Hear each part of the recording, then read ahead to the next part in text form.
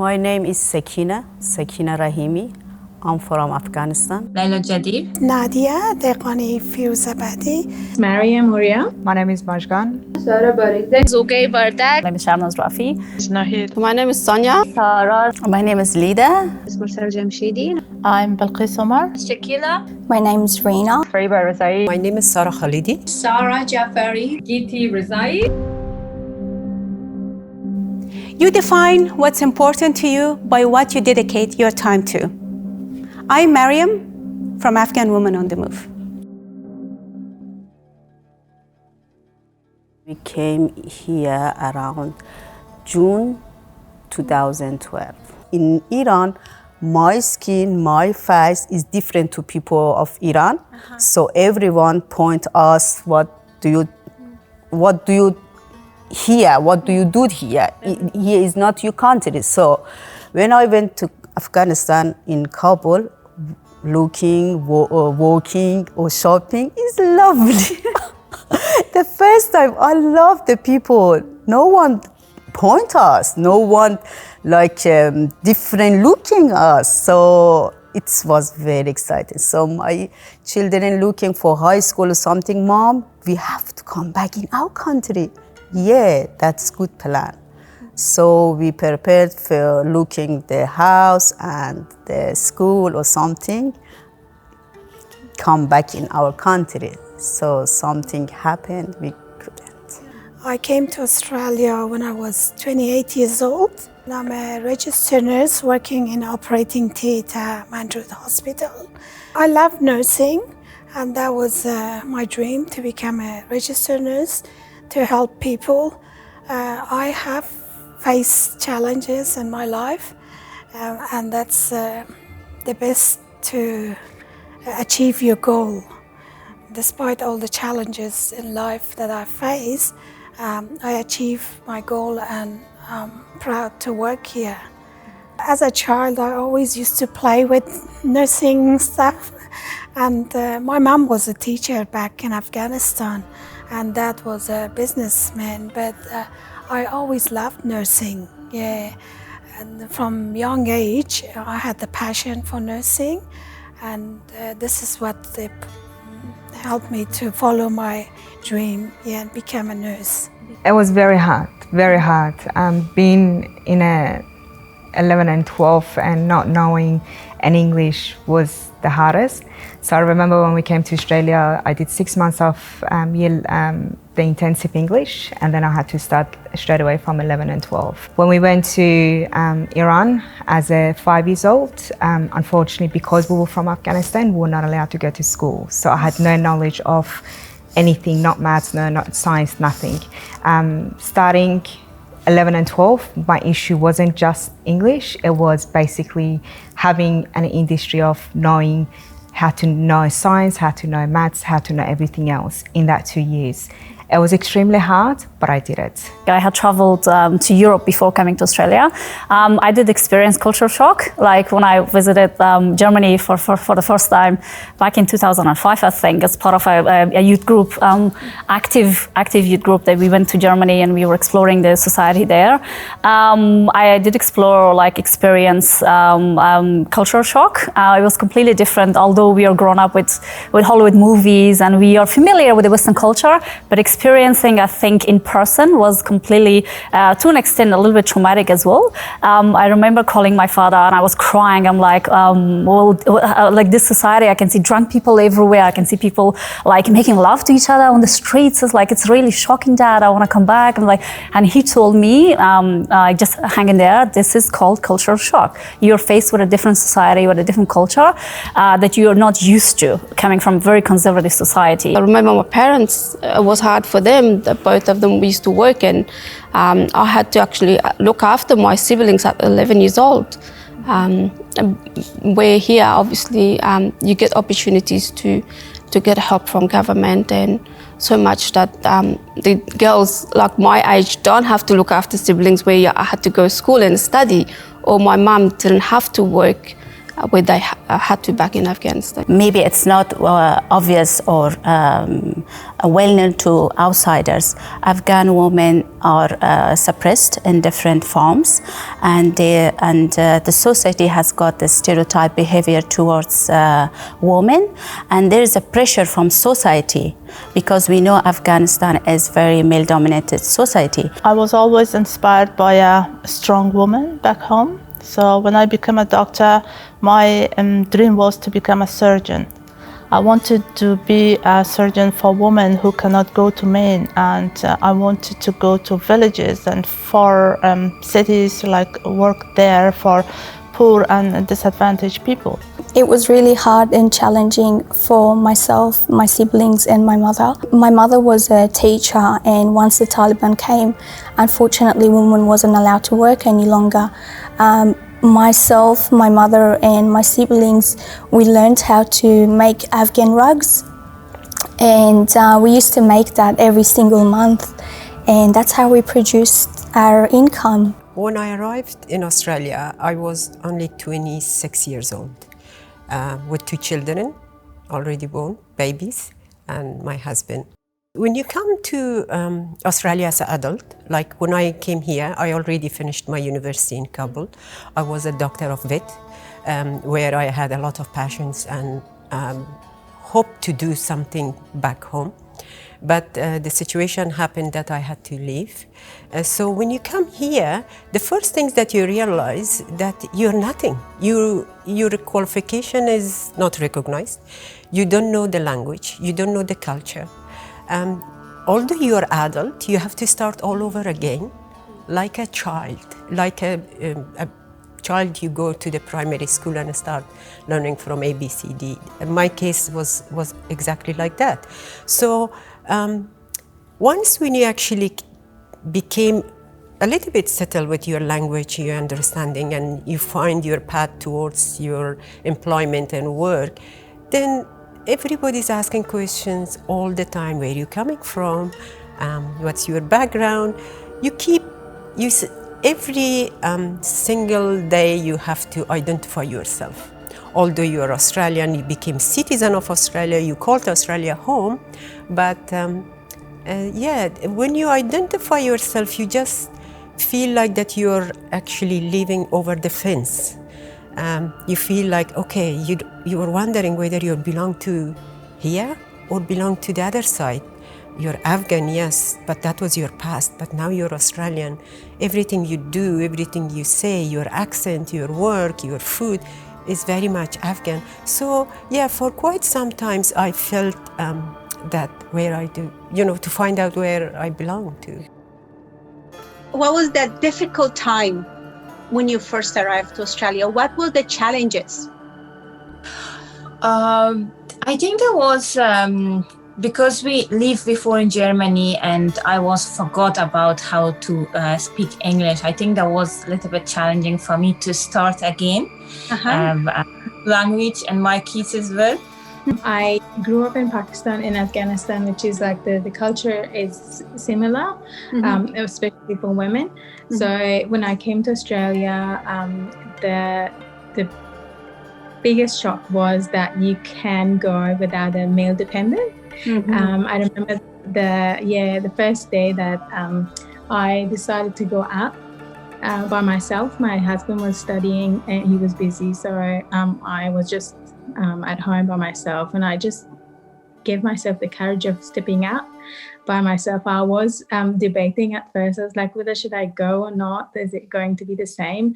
But once I moved out of our apartment, it was another sense of freedom. I never experienced such feeling before, because back in Afghanistan, you had to have a male dependent with you, either my father or my brother or my husband. They had to give me company. Yeah. Like, even for something really small or something really girly that you. I wasn't able to go out by myself, so that was really nice. وقتی اتفاقات بدی برای افغانستان میافتد، مخصوصاً انتحاری هایی که اتفاق میفته و جوانان ما، کودکان و هر کسی که شهید میشه واقعا برایم سخت تمام میشه، مخصوصا اینکه در مورد این اتفاقات وقتی یک طرح یا نقاشی میکشم در هنگام کشیدن حتما گریه میگیره. I'm working with Zan TV as a presenter, and I presented different programs like social programs by the name of Woman Power, that I documented the popular and very talented woman's story and in their life, and I invited them in our program that she will say their life story. Do you have support from your family to what you're doing? How can I say that just in my family, my father is my supporter, because my cousins or my uncles, they don't want to work. They say that you have to work in home and just continue your education. But my father follow my dreams. Fortunately, father is with me, and I have my father's support.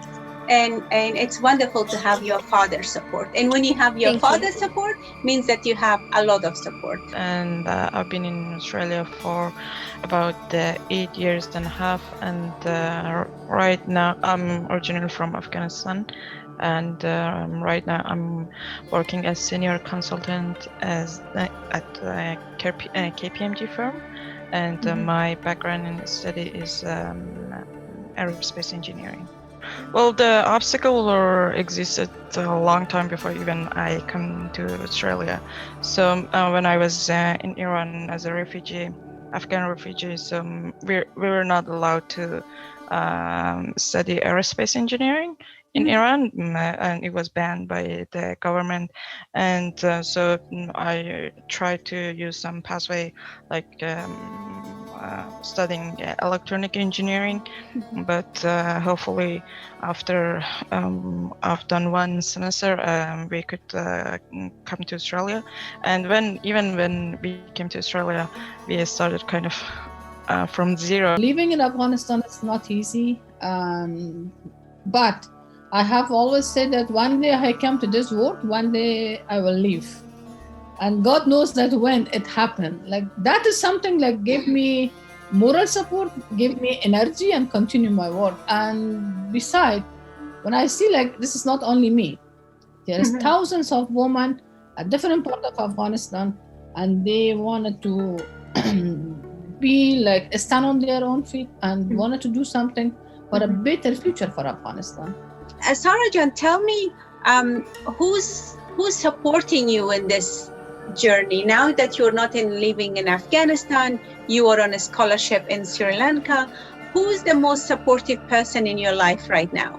The first was my parents, but now both of them passed away. Even when I was here, my father passed away, and I couldn't attend all of I couldn't see him also. But my husband is who that is supporting me and that is encouraging me to go and to do. And whenever I'm very tired and I'm saying I can't do this kind of work, this kind of responsibility, then he's encouraging me and showing me you have to do this kind of the work because of our country, because of our future, because of our new generations, and we need this kind of things. Basically, Maryam, I came from Pakistan, from Islamabad, because I have born in Afghanistan, but I raised in Pakistan. So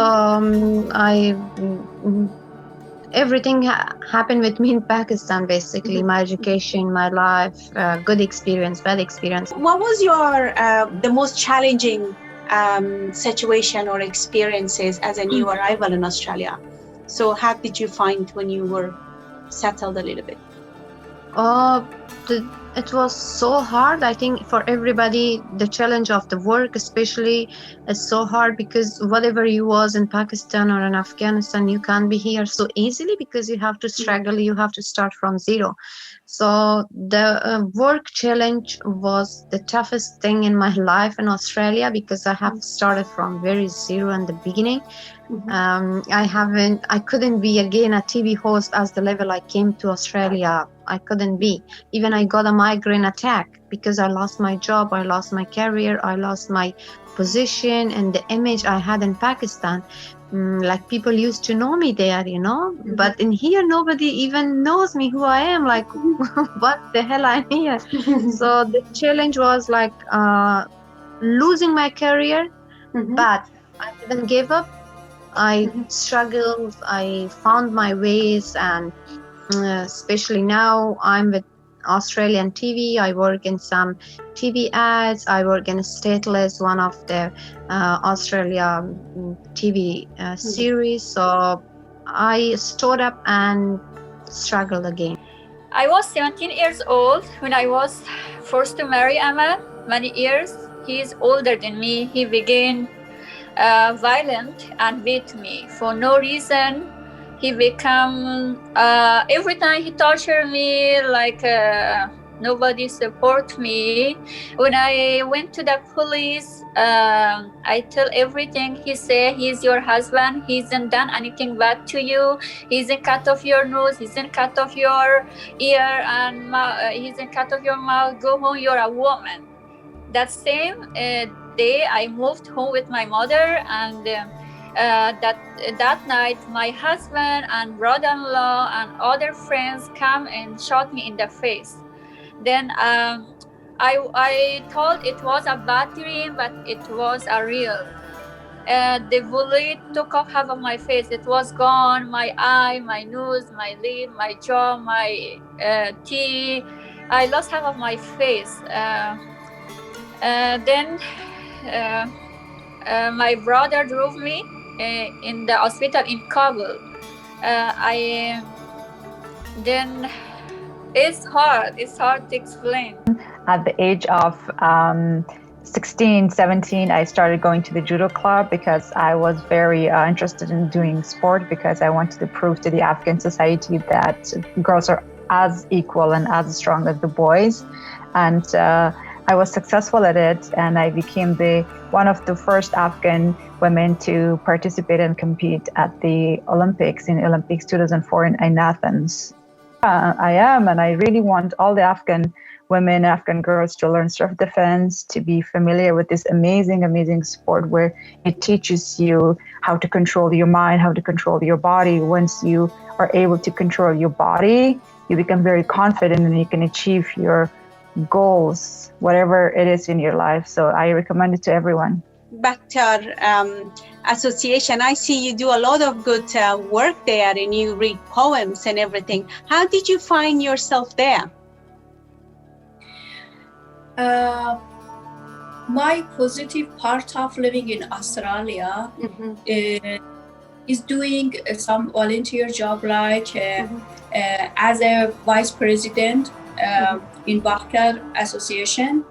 And I did some volunteering job, like a dairy teacher at dairy schools. And these experience are my best experience since I came to Australia. Working is not just for women. Everything needs to be equal. Like, I've grown up with that. My dad has always helped my mum, and my husband is always helping me. So I would really want my children, my boys, to help their wives. That's a big step for some communities, and especially in Afghan communities. I would say, like, a woman movement around the world, it was not something done by one woman. Yeah. It was women that they have connected. And I'm so happy that now we are connected to this way. Follow your dream, no matter how hard it is. Yeah, and be an inspiration for your family, for your friend, and your children. I like my children follow their dream, they love it, and when I live in the world, I have to support them. You are confident, find the confidence in you. Every woman is confident, every woman is powerful. We just need to find our inner confidence and work on that and inspire others. If you dream big enough, anything can come true. Always be there for one another. That's one thing. As they say, there's nothing impossible. Everything's possible. You just gotta get up and do what you want to do. Always do what you think is right. I would like to tell them to be proud of yourself, and you can do whatever you want to do. Giving up is not an option, so you have to push through any obstacle that comes on your way. Never give up. Like, follow your dreams. Don't give up, just keep going. Be strong. Whatever is gone is gone. Don't ever regret about past. You can't change the past. Never be silent. Believe in themselves and be themselves. We came a long way. If we actually could make it that far from the valleys of Kabul or any city of Afghanistan to the city of Sydney in Australia, we could do anything. If this is possible, anything is possible. Anything is possible. Just believe in yourself. That's all. We shouldn't give up. We should fight, and we should prove that we are equal human beings. We can think, we can decide, and we are competent enough to do that.